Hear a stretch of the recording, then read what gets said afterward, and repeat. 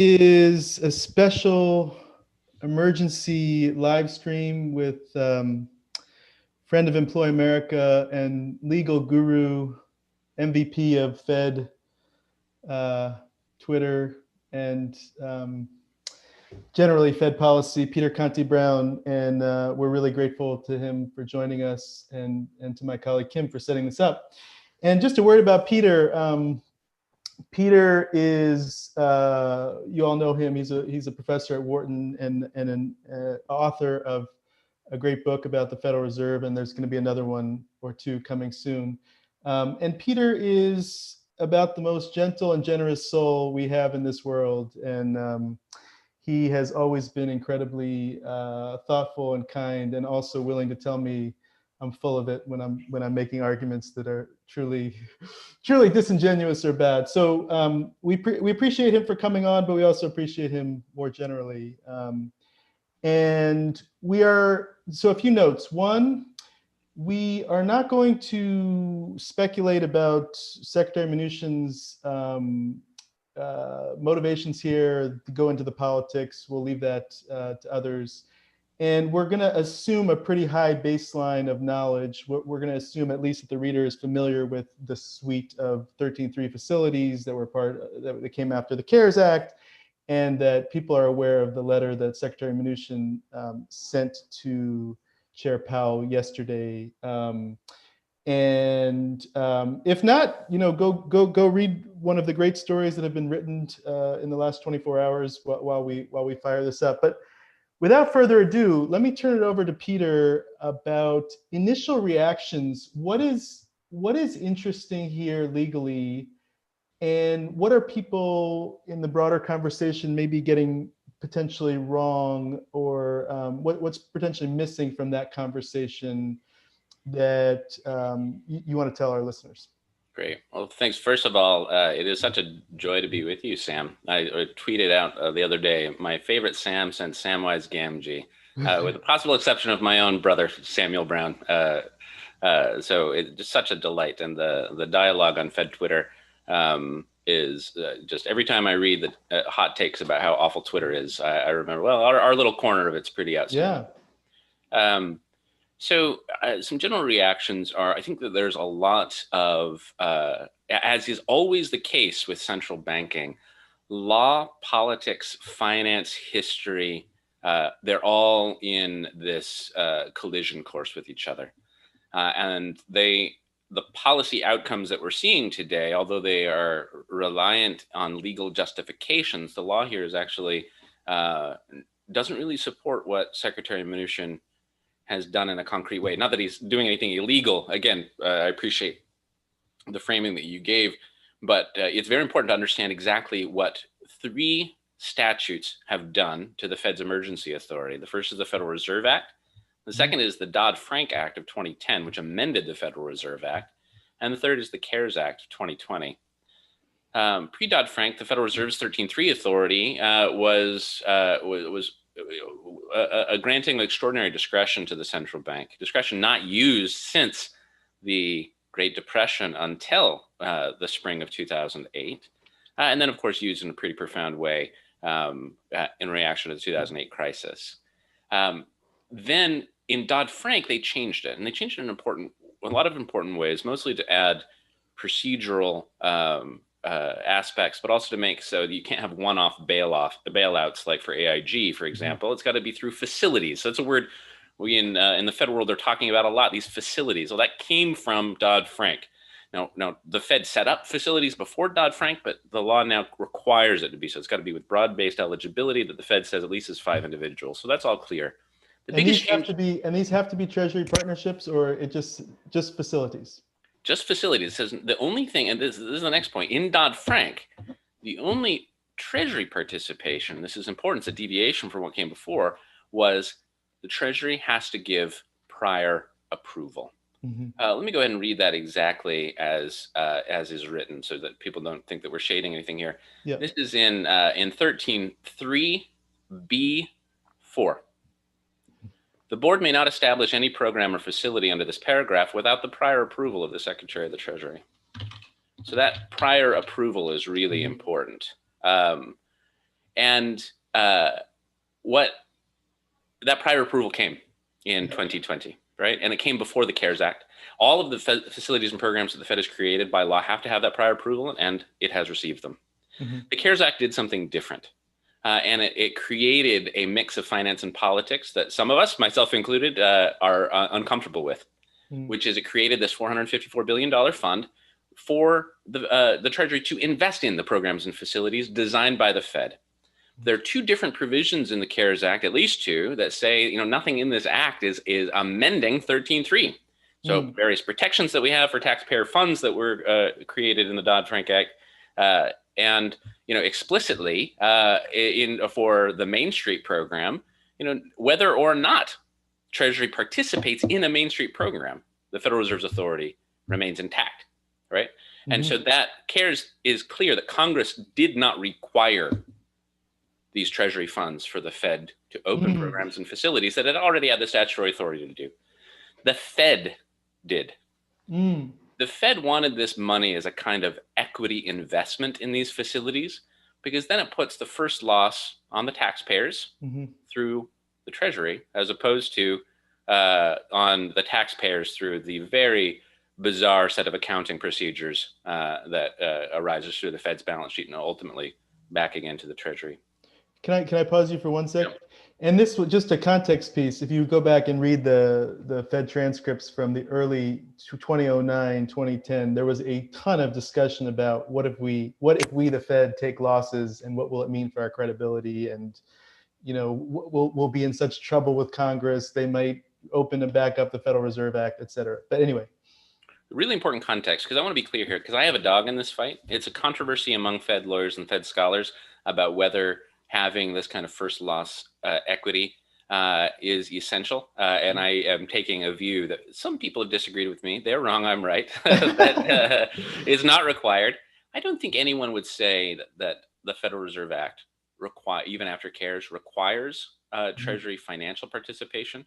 Most of our disputes is about how legitimating or not it is, how important or not it is. The big place where there's a dispute, and this isn't very much the other one's in good faith too, but this is a good faith dispute where I'm more uncertain, is what is required. The Fed is obviously extremely skittish about taking losses. I think it shouldn't be. I would take more of a portfolio theory. I think it's justified by the statute. By the portfolio theory, I simply mean we look at the losses of the entire portfolio of loans, not just in a single facility, but across facilities. Other people, so that's kind of one extreme. Well, there's a bigger extreme that just says the Fed can give grants and do whatever it wants. It can ignore all of that. I'm not there. Let me put my hands in camera. I'm more on the idea that we should look at this at the level of portfolio. So banks look at their balance sheets as well. And the other extreme is where the Fed likes to be, which is we want to look at the taking losses on transactions, individual loans. It doesn't want to do that. If it can't take those losses, then what's the alternative? The statutory language is that these loans in the facilities have to be endorsed or otherwise secured to the satisfaction of the Federal Reserve Bank that's managing the facility. And lawyers are not on this, following along this conversation. There's no special meaning behind endorsed or secured or otherwise secured to the satisfaction. And I have looked at all of the case law on this. Endorsement is just a third-party guarantee, right? We have those all the time. If you start a new corporation, you try to get some lending from that corporation, guess what? You're going to have to pledge your car for it. That's a third-party guarantee, right? So the endorsement's pretty clear. And the Fed is using the endorsement. It's some of its facilities aren't requiring any kind of collateral because it's got the Treasury's endorsement, and that's legally sufficient. Secured to the satisfaction. Sam, what does that mean? Right? Eye of the beholder. Yeah, right. When are you satisfied? There are a lot of things in my life that are satisfying, but it depends on the time of day and what else is going on, right? There's a quantitative standard that says here is the line of satisfaction beyond which you shall not cross. So what does that mean? Well, the Fed will take collateral. Will it be oversecured or undersecured? Meaning, the collateral value, is it going to be more than the loan amount or less? What is the collateral value? Is that going to be pegged to markets in turbulent times or non-turbulent times? These are important issues. Even the statute itself is not silent about them and trying to push the Fed toward limiting its exposures. So this is really a dispute. I think that the statute reads most naturally to justify my view, but many of my friends and others who follow along, including at the Fed, disagree. And that's why the CARES Act money and these programs and this letter matter so much. Because although I'm very uncomfortable with the CARES Act as a matter of politics, and people can read a Brookings piece that I wrote about this in March, expressing this discomfort, it was for exactly this reason, that I feared the politics of the moment would cause a sharp divergence, not on the basis of what's good for the economy, but what's good for political interests. And that is not to accuse anyone of doing anything untoward. That's what politicians do. They think about political interests.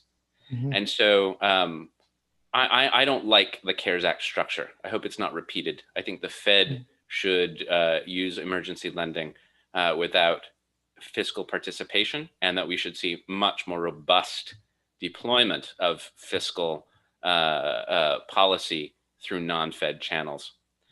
Few would disagree with that. I don't think anyone's idea of a perfect system is the CARES Act system that we have. And so we are in a world of second or third or fourth bests.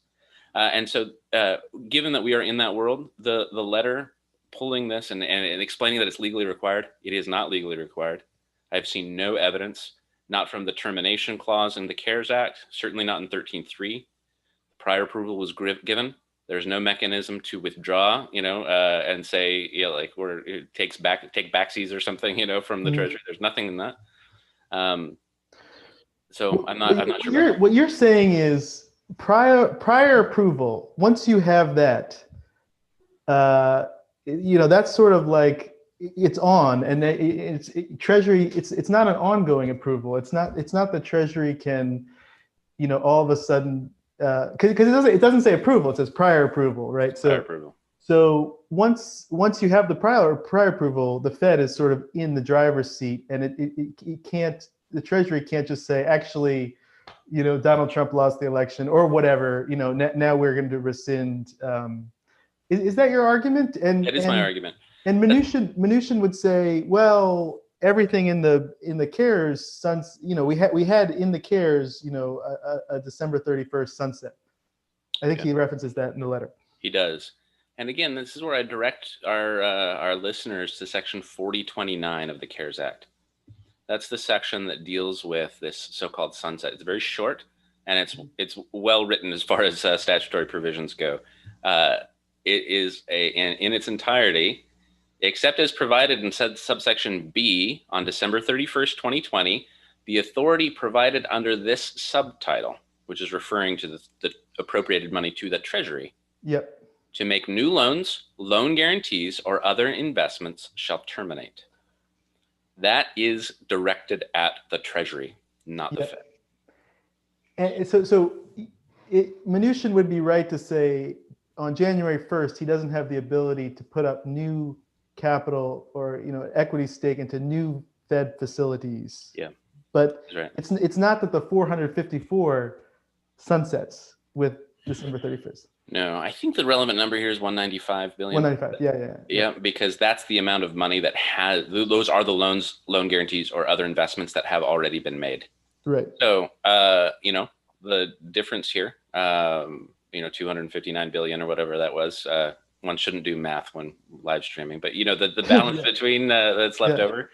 I think Mnuchin is absolutely right that if the Fed goes and says, we want to create a new facility and we want you to invest in it with CARES Act appropriated money on January 20th, 2021, Biden's Secretary of the Treasury doesn't have that legal authority. And I think that that's right.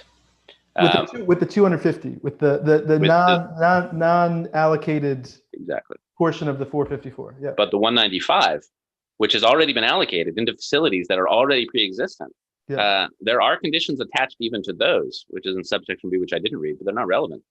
Yeah.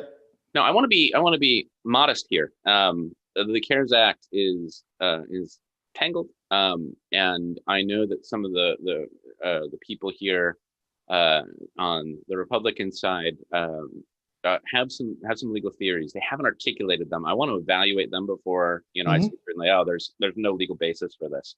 Sure. That'll take time, and I'd hope they make it. They haven't yet. The letter does not make that legal argument. It alludes to the law. Right. I think he's alluding to 4029. If he is, he's wrong about this. If he's not, then I think then we need to take seriously what the legal argument is. Yep. Okay, I want to pivot to questions in a sec, but what Jerome Powell, frustrated, what are his avenues for recourse? What does he do now?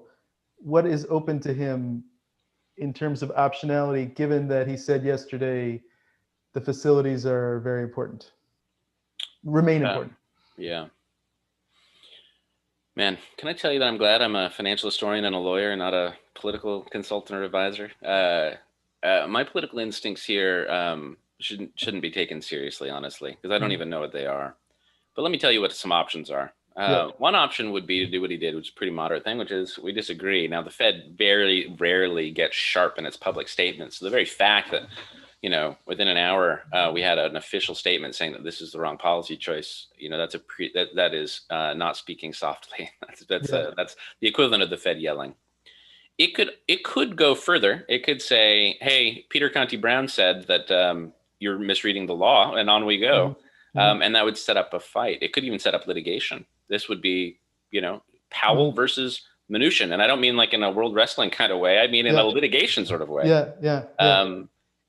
No. And in that scenario, you feel like because CARE said this shouldn't interfere with the Federal Reserve Act, that Powell would win in that case. I think he'd win. Yeah. But the victory would be so Pyrrhic. And he would never take it. So even if every Fed lawyer agreed with what I just said, I think they probably do, but I want to hear the alternative arguments, of course. I don't think anyone, and I would not also say, take this to the federal court, right? Sure. Let's get this done. The timing would not work out. The politicization would be extraordinary. You would lose Mitt Romney, so to speak, on things like this. And I think Jay Powell, the end of the road is likely to be the statement that we saw yesterday. This is not going to get turned into a legal dispute. This is one of the reasons why I think this is a good aspect of the quote unquote law of central banking, is that so many of these disputes are worked out in the shadow of law. Congress writes a law, and then politics and personalities start to intermingle. So I think Powell, his options are these. He made the statement. I doubt very, very much that we're going to have a showdown. Last time we had a showdown like this publicly was 1951. It was a major embarrassment to the sitting president. And I just don't think the Fed has the political capital that it had in 1951, even though Donald Trump is on his way out. Yeah, I mean, it's funny you say that because, 51 was the triumph of the Fed, right? I mean, everyone in Fed circles thinks the Fed came but I get your point. My Brookings colleague, Sarah Bender, and her co-author, Mark Spindell, would tell you one of the reasons why it was a triumph for the Fed is that Congress completely had their back. I think the evidence is a little bit more mixed on that. There were congressional factions, to be sure, but congressional support for the Fed was indeed high.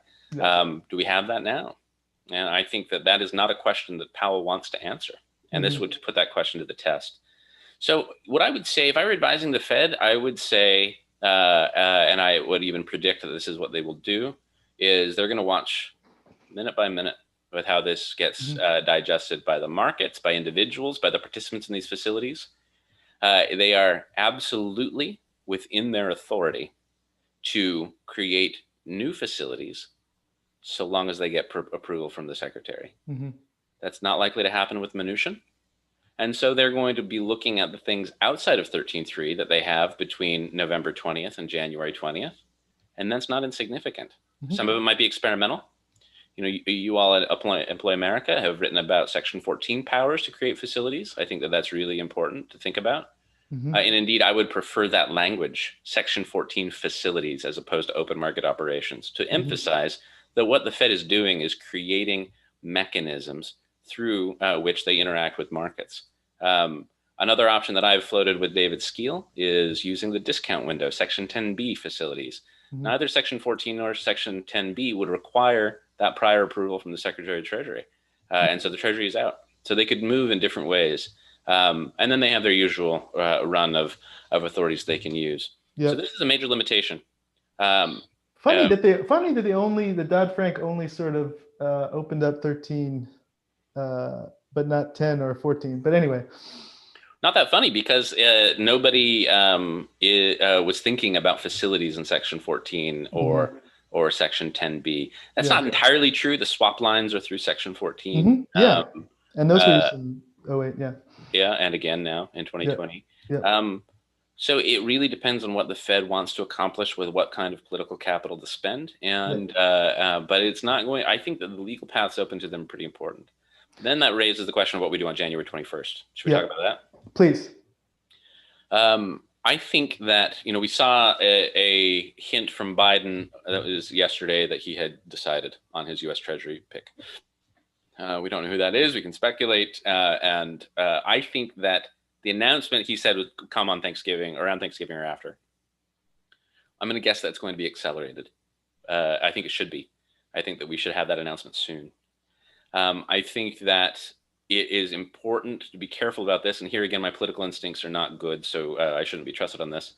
But I think if we see a huge amount of turmoil in reaction to Mnuchin, that it could be very useful for a secretary designate to do an interview and talking through his or her strategy for dealing with these kinds of issues, and to recognize that CARES Act is not the last word on emergency facilities. The Federal Reserve Act is.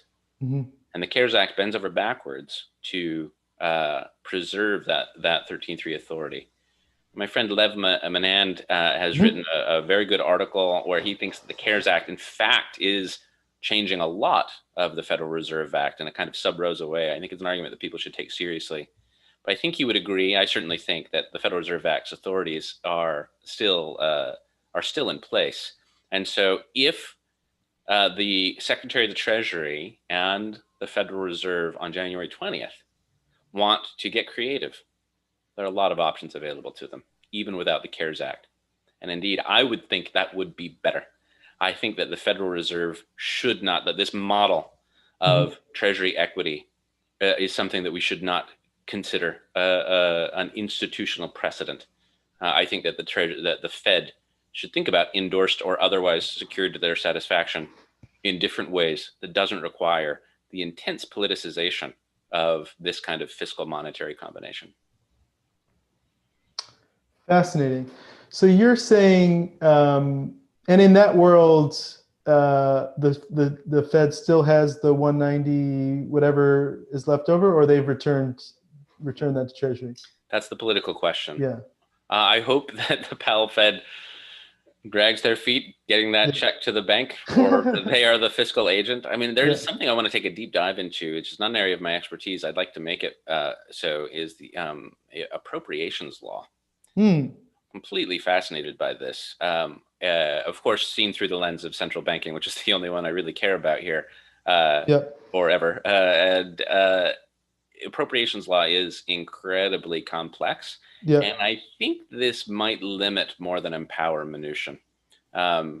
Given the status of the Federal Reserve banks as quasi-governmental, but essentially private entities, something that I am profoundly skeptical of, may even be a saving grace here for appropriations purposes. So I would hope that on January 20th, the 195 billion is still available, given that's the system that we have. But if not, it might well be the time for Congress and Treasury to own a fiscal space more aggressively, and for the Fed to think hard about its roles and its ability to experiment and push its boundaries. And not to say never the twain shall meet again. I don't think that's right, or feasible, or useful. But that this model is a very jerky one. And this, I really think that the CARES Act sowed the wind, and this is the whirlwind. Fascinating. You have 5 more minutes? Yeah. Okay. For sure. No problem. Let's do so. We have questions coming in. Kim has texted them to me. Thank you, Kim. We'll try to do rapid fire.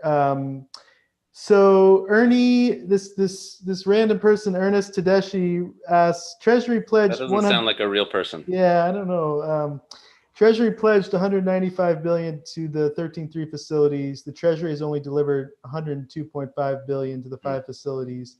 Does the Fed have any sort of claim on the 92.5 billion, the remaining pledged but undelivered I love it. 92.5 billion?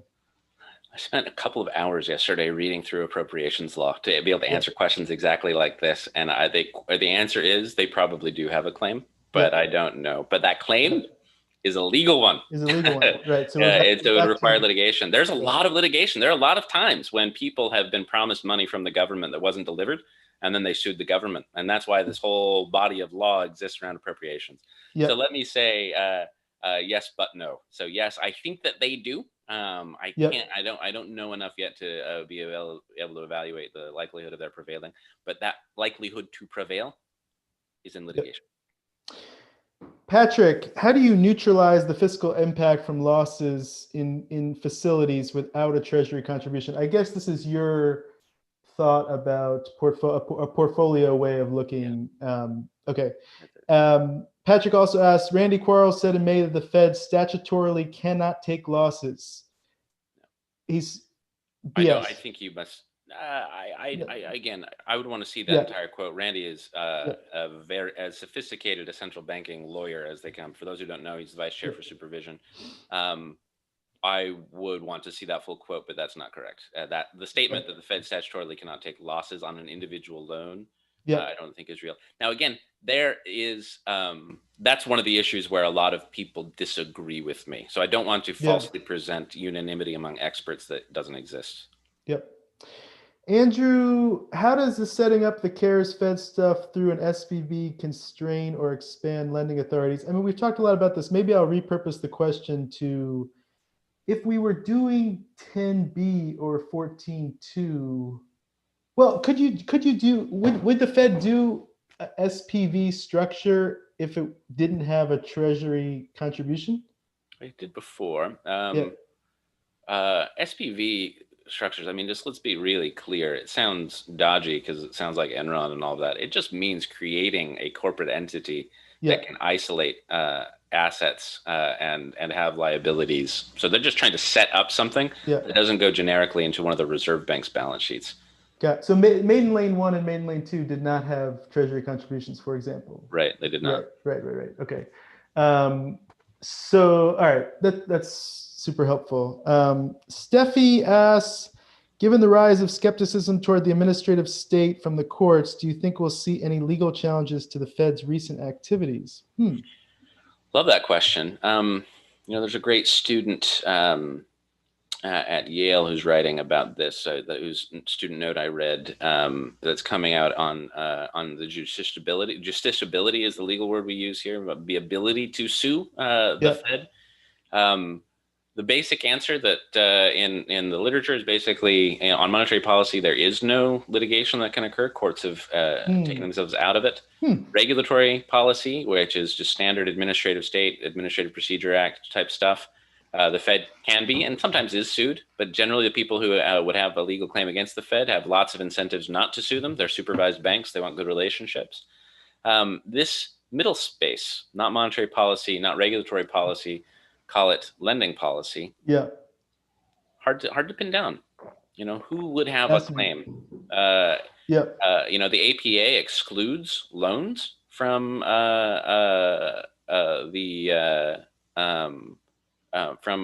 what can be sued. So I think it's open to question for sure. Last one. Natalie asks, I have a question for the Fed live stream. Does Treasury withdrawal and return of CARES funds impact Fed's ability to continue emergency intervention under 13.3? Are there things it's been doing through CARES that it couldn't do through 13.3? I think we've touched on this, but do you want to reiterate? If I were the guy designing all of this, then I would say, no, let's get creative here. Let's think about this from a portfolio view. The Fed lawyers, they're incredibly talented. I have huge respect for the Fed's general counsel, the New York Fed's general counsel.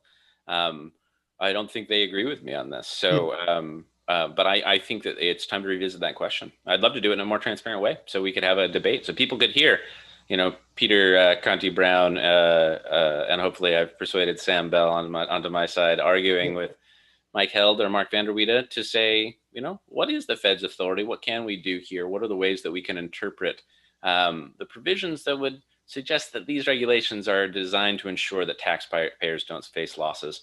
Let's put some teeth there. What does it actually mean? And sometimes political and economic changes of circumstance turn people's opinion about on legal questions. So law's not in a vacuum. Yeah. Do you have time for one more, or should we call it? Absolutely. Okay. This is great.